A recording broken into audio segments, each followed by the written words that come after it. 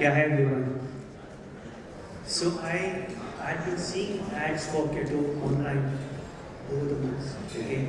But I think like many of you, I didn't have a real sense of, so I knew it was, they raise money for good causes, but I didn't have a clear sense of how it works. I knew the crowdsourcing platform. And then I started reading up. And if I'm not wrong, your 10th anniversary was just a month back. Yep, right. Yeah, so, yeah, that's right. So, and I discovered that they have raised money for more than 2.5 lakh causes in the last 10 years.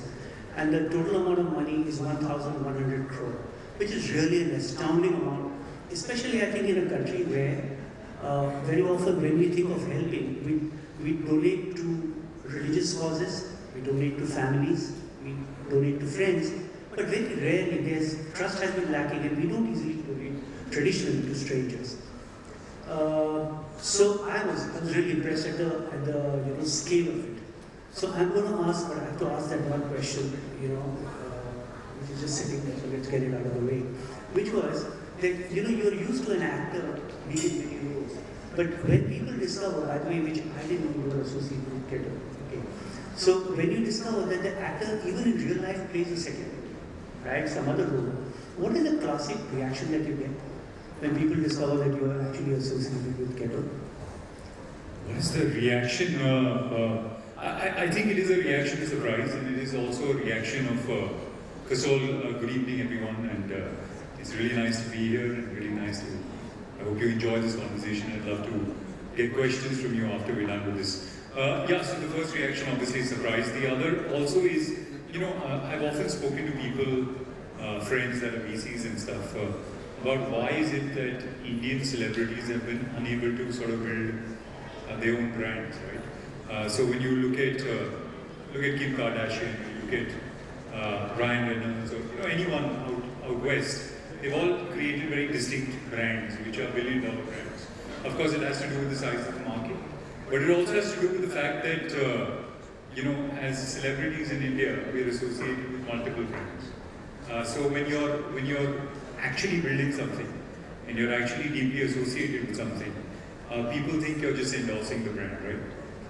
And I think that's the sort of reaction I usually get, because people feel like this is a brand that I'm endorsing, as opposed to a brand that I'm building. And that's been one of the reactions I get often. Were you associated with any other NGO or with entrepreneurship before this? I've always been interested in entrepreneurship. I mean, when I was younger, which was about 25 years back, it wasn't called entrepreneurship, it was called business at that point of time. And my first business was when I was about 16 and a half. For some strange reason, me and a friend of mine thought it would be a very, very good idea to export mangoes to Hong Kong, which turned out to be not a very good idea. And very soon the export company shut down. We dabbled with the idea of almonds for a bit, but then to Hong Kong actually. Again Hong Kong, yeah, because this friend of mine had his brother in Hong Kong. And we just felt like this was a fantastic idea and this would be a gold mine, and it obviously wasn't. So very soon the company shut down, and that was my first sort of brush with entrepreneurship. But over the years, it's something that I've always been very, very interested in. And I continue to invest in companies which I believe are doing interesting things. As far as being involved in the social space is concerned, I was very deeply involved with Save the Children. Did lots of stuff with them, besides a number of other NGOs, and also worked with a number of schools like St. Catherine's in Bandra, that were constantly looking to educate students and stuff. So I was pretty deeply involved in the social space, and I think it came out of a very sort of inherent belief, which is that I've always believed that as actors or as somebody that can reach out to people, if we can, sell clothes and we can sell colas and cars, then there's no reason that you shouldn't be endorsing a good. So how did the idea of keto come? So keto, working with these NGOs, I found, especially with the smaller ones, I found that there were a number of challenges that these NGOs are facing. The first challenge was, of course, the cost of fundraising was very, very high. Sometimes as high as 60%, which meant that a large chunk of the money was not going to the people. That's why That should have you don't want to give money either. Correct. The other thing was that, because it was all offline, it was very difficult to reach out to people. It wasn't as simple as it is today. I mean, you can get on your smartphone and you can start a business, or you can connect with people. But 10, 11 years back, it wasn't like that, right? So it was very difficult offline. And thirdly, I found that what happened with a number of these NGOs was that once you reached out to your donors and said that I'm starting a project and I need money, it was very unlikely that they would donate right away again, which meant that you actually needed to reach out to new people, which was a big challenge. So the idea behind Keto was to sort of build a bridge between people that can help and people that need helping using technology. And Keto is an abbreviation for Key to Tomorrow, which we felt was, if we could sort of build this bridge, it could be something that was very powerful. So one thing before we get on, to another thing about why donors react the way they do, etc. What is your business model? I mean, how, because I saw on LinkedIn you have a lot of employees. I mean, it said some 300 or more employees. Yeah, there are a lot of employees. So how do you support yourself? Do you take a percentage of the money that's raised, or are you funded by investors? How does it work? So we have raised a couple of rounds in 2013 and 15. Right now, there's three ways that we sort of work. One is there is a zero fee campaign that you run on Keto, which means it's a sort of do-it-yourself sort of campaign where you come up with the creatives, content, start your own campaign and reach out to people. In that case, there is no fee on the platform. But there is something that we started, which is a voluntary contribution. So when you're checking out, if you feel like the work that we're doing is good, you can make any sort of voluntary contribution that you want for the team so that we can sustain the team and sustain the work that we're doing.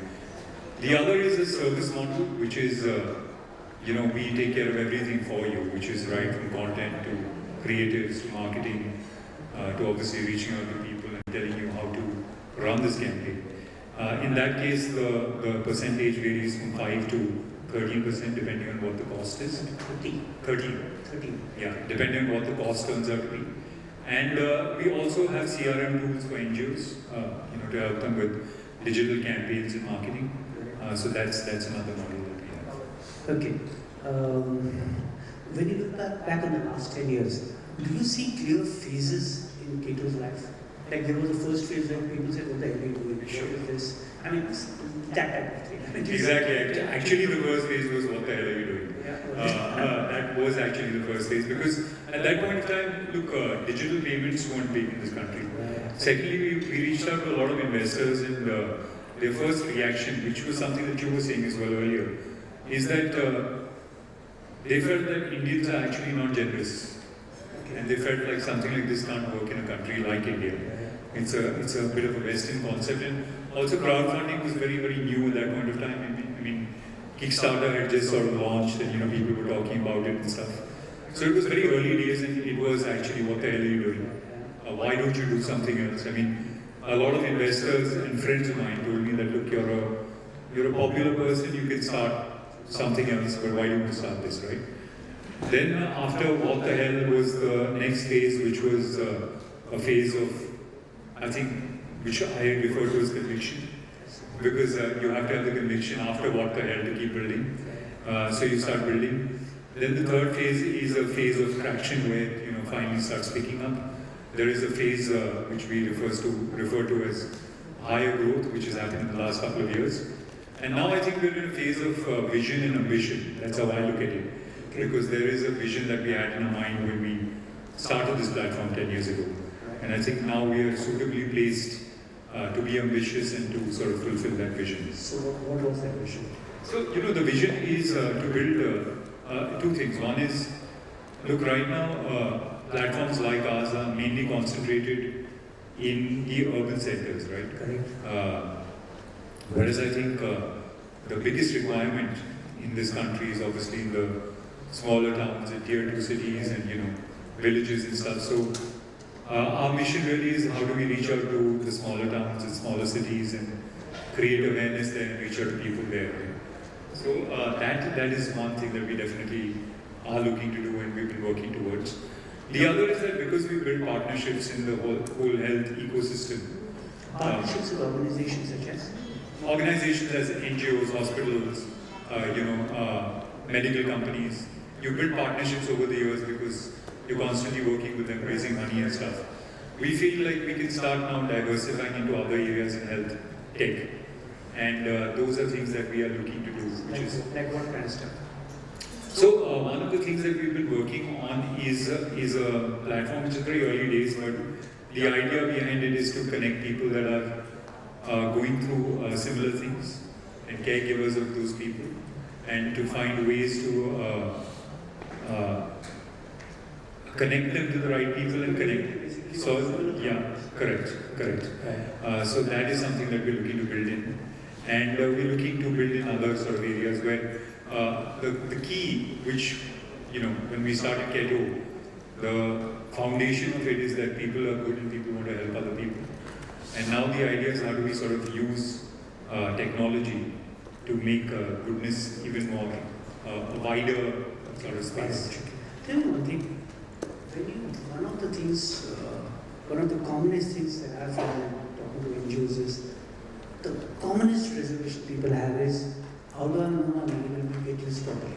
So whether it's a real concern or a faint concern, it is the one thing which मुझे कैसे पता मेरे पैसे से क्या होगा? Correct. Right. So go back to the first year, first 2-3 years. How did you persuade? I mean, how did you get the first 100, the first 1,000, the first 1 lakh people to donate? It was very challenging because in our case it was not only about educating people that were going to contribute, but it was also about educating people that were going to raise, which is the NGOs, right? Which meant that you had to go from NGO to NGO and tell them why this could be something that was very powerful. So you are encouraging NGOs to post cases, as it were? Yeah, so we started with NGOs, which is that, so most of the NGOs were obviously traditionally offline, which meant that if they had to raise money, it was the mailing system, or they had people that went door to door and stuff, right? What we had to convince them was that that is an ineffective way. And actually, if you start trying to reach out to people online, right, it's something that can be far more powerful. Okay. So it was really about going to every NGO and trying to educate them, first and foremost, so that they would first start campaigns and start reaching out to people that generally donate to these campaigns, right? So can I interrupt you? So many of the campaigns that you have, are these linked to NGOs or are these random people who have come and posted for somebody in their family who's in trouble? I mean, so over the years, it started with NGOs, of course, because at that point of time, that was the best way to sort of build the foundation, right? But over the years, a large percentage of all the cases that are on Keto now are people that are looking for money for health purposes, right? So in those cases, what happens is that we're working with a number of hospitals, and if a hospital has a case which can't get funded, so supposing somebody needs 40 lakhs for the surgery and the hospital is like, these guys can't afford it, then the hospital connects us to these people and we start a campaign for them. So over the years, it's moved into other areas as well, which is mostly in the sort of medical space. It did begin because I was looking at the cases, and it seems to me that education and medical seem like the two big ones, right? Correct. Medical probably overwhelmingly more. But you did not begin with medical, or you began with food for the poor or for disabled. And which were the early categories you started?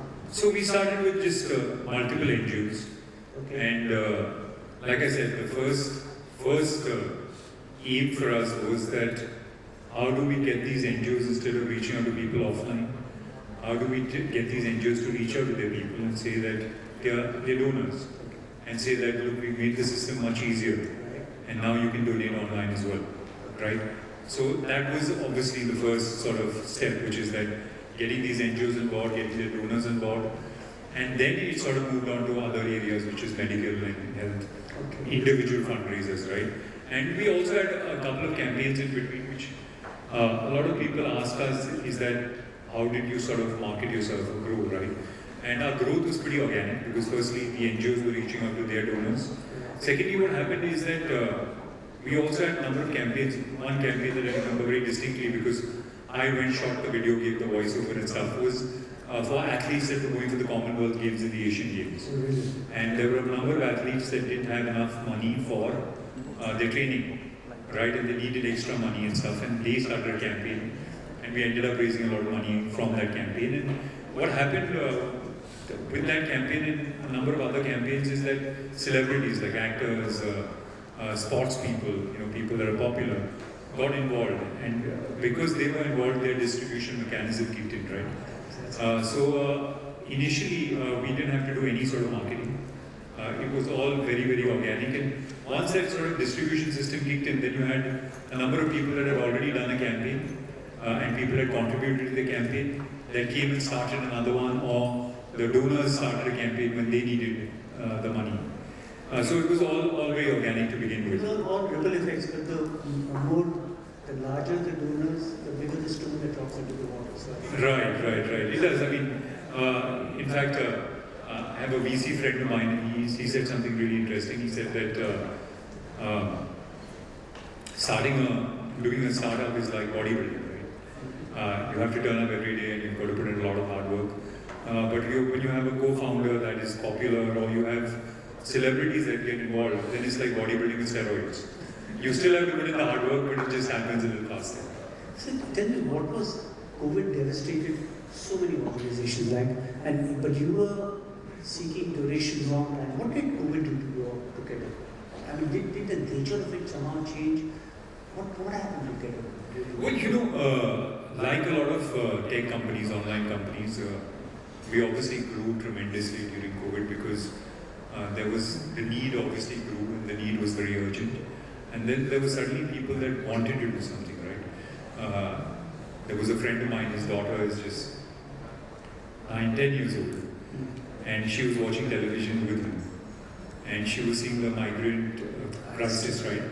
And she told her dad that, look, I don't want to just sit around, I want to do something. So he called me and he said that, can she do a campaign? I mean, he was not sure. And I said, sure, we can start one for her. And she raised 14 lakhs. This 10-year-old girl, right? So suddenly you had a lot of people, young people as well, who wanted to really step up and do something, right? So obviously there was a lot more traction on the platform. But what I found amazing, and it was a sort of lesson in humans and how we are, is how quickly we adapt. Because when the traction was increasing and everybody started working from home, we felt like this is going to be something that's going to be very difficult. Because suddenly you can't monitor everyone when they're working from home. Firstly, everyone's dealing with their own issues from home because everyone's in lockdown. And we felt that this is something that's going to be really challenging. But it was amazing how quickly people adapted to sort of working from home and connecting online, right? And there was actually, after the first couple of days, there was no sort of glitches at all. You were saying that, when COVID hit, people wanted to do something. There was a lot of human tragedy, and then people wanted to do something. Now, the fear of COVID has receded. Has that changed people's behavior in some way? Donors' behavior, for example? No, actually, because I think, we've reached a place where we've reached out to a certain number of people. So, whenever somebody has a sort of need, an urgent need, they're going to reach out to us. And there are donors that have got used to making donations online as well, right? So, it's not like it's reduced. And that was something that I felt was really important because during COVID, I saw people step up and I saw everybody wanting to make a difference, right? And that I think is something that is, I still see a lot of people who I've never seen before step up and starting a campaign and get to saying, I want to make a difference. And I feel like there's been a slight shift in the mentality of people where they feel like, look, everybody has to contribute in some sort of way to actually impact. We've reached a high plateau. I believe that is true. So,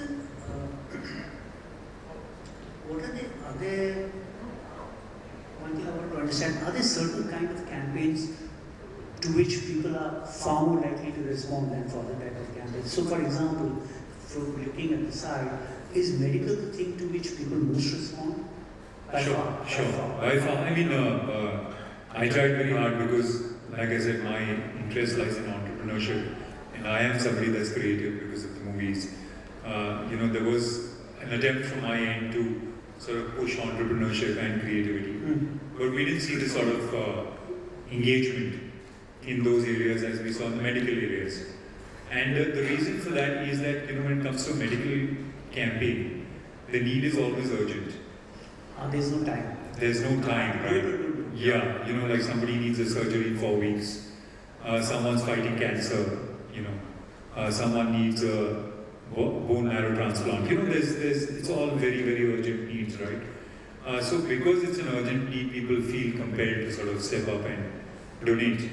Whereas when it's an entrepreneurship thing and you say that I'm building a company, I'm coming with a product, people are like, okay, this can wait for 2 months or 3 months, 4 months, or can happen later. Could it be that Ghettos also got very identified with medical projects, with physical health issues, let's say, and which may be a good thing, but then it's also very powerful, but it's also limiting. Because it may prevent you from going into other areas, like say animal shelters, right. Community building. Yeah. You have a lot of interesting things, but I saw that the donations there are small, so I totally get it. But with animal shelters and stuff also, if we found a lot of traction when the need is urgent. So I think it comes down to how urgent is that need, right? That's it. That is the most important thing. And also is that, like everything in life, is that how compelling is the story of that individual. Who is this individual? What is their story? Why do they need the money? What are they going to do with that money? So I think the story and the urgent need, I think, are two things that are... That's interesting. So is there a type of donor, and has that type of donor changed? There won't be one type, I understand, I'm oversimplifying, but over the last 10 years, do you see that, okay, there's a very interesting thing. When your car stops at a red light, there are certain people who will go to the and say to the driver, and some people will go to sell the passenger in the back. They've got it figured out. Like that. So in Keto's case, do you see types of donors? That this is the profile of the typical donor. There are 2-3 types. So most donors are young people. By young I mean between 25 and 45. Okay. These are people that are people who are making enough money to be able to donate as well, right? So 25 to 45 years old. 60% of them are roughly about men, 40% are women. About 80% of our donations come from within India and about 20% from outside.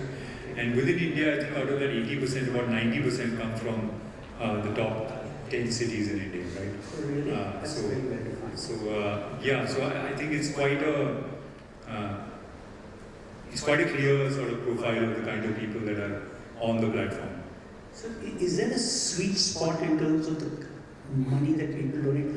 Again, the donations tend to vary widely, from 500 to 1 lakh to 50 lakh, and all kinds of things, right? But is there a typical thing where they're most comfortable, you're most likely to get between so much and so much? Yeah, so I mean, like you're saying, it could start from 1 rupee and it could go up to any amount that you really sort of want to donate, right? But if you ask me what the average donation size is usually about 2,000 rupees. That's the average donation size that people end up coming forward and donating. Okay.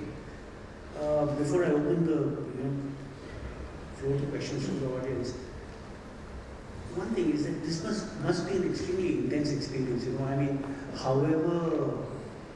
whatever the numbers, there will always be this case and you look at inflation.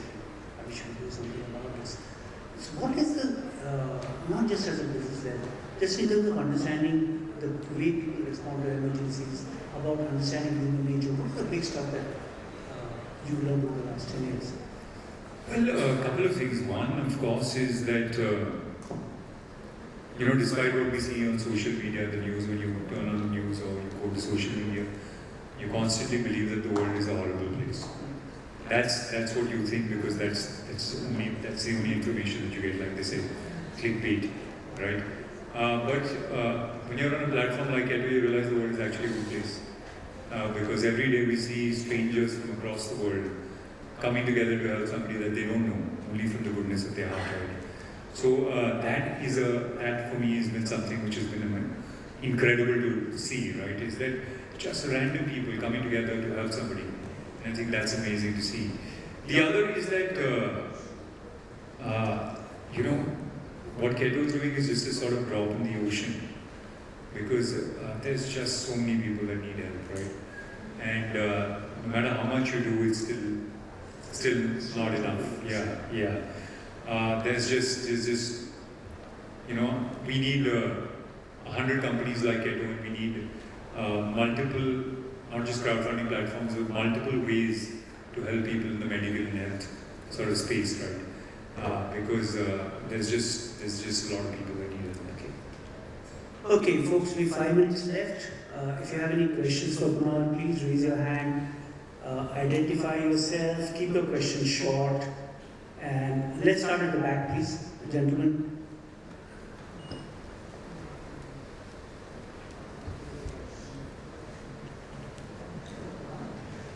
Hi, Kunal. Hey, what's up?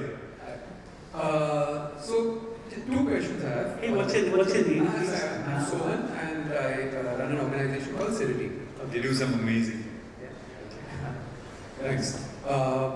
Just 2 questions. One is, yes, you said why can't celebrities support a cause, but I want to probe a little further. Personally, why are you so driven behind it? Because it's important that more people know that, to unlock that switch, right? What personally drives you to and I know how deeply you've been involved silently in causes. You do so much that not too many people know. So it's very internal, it's very innate. So where is that coming from? And second question is, how do mainstream giving, because you've been at it, how do you mainstream, are there thoughts, innovations that could happen that which is mainstream giving, like lifestyle is mainstream, health is mainstream? Yeah. So, I mean, I don't know where that comes from. I would find that a little difficult to sort of answer. But it's just a belief system that I have, is that, you have to contribute, right? And maybe it comes from the fact that when I was very young, my dad always told me is that, after success, the next step is service, right? For satisfaction. So you can chase success and you'll feel a certain level of satisfaction, but it's only when you give back that you'll feel, another completely different level of satisfaction. And I've always seen that to be true. Like they say, giving sometimes feels much better than taking, right? So I think that's where it really sort of comes from. And I think as far as mainstreaming it, I think it's very important to make it fun. I think gamification of giving is very important, and to make it easy. What I mean by that is that, when we were starting off, there was a lot of young people that I came across that said that, I'd love to be involved in the social space, but it's not for me. And I said, why? And they said, no, you need a certain kind of person to be involved in that, right? Whereas when I looked at the ecosystem out west, it was great fun. They were having garage sales, they were having music concerts, somebody was running a marathon. There was multiple ways that they were engaging young people. Yeah, they were making it fun. I mean, obviously the task and what you're raising money for is always serious. But the idea behind it the way you go about it, the action, has to be something that is very fun so that lots of people get involved in it. So I think the gamification of giving, I think making it entertaining, making it fun, I think is the only way to reach out to a mass of people, right? Thank you. That's a great line, yeah. Gamification of giving. Just a minute. To your left, please. My name is Reem. My question is regarding the fees. You said you changed to a voluntary contribution. Is there any reason if it's a flat, low percentage fee, you'll get more money to invest in keto, to grow keto, like say 2% to 5%?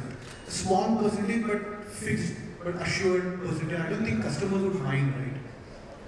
Well, we eventually want to reach a place where this is a platform which is a zero fee platform.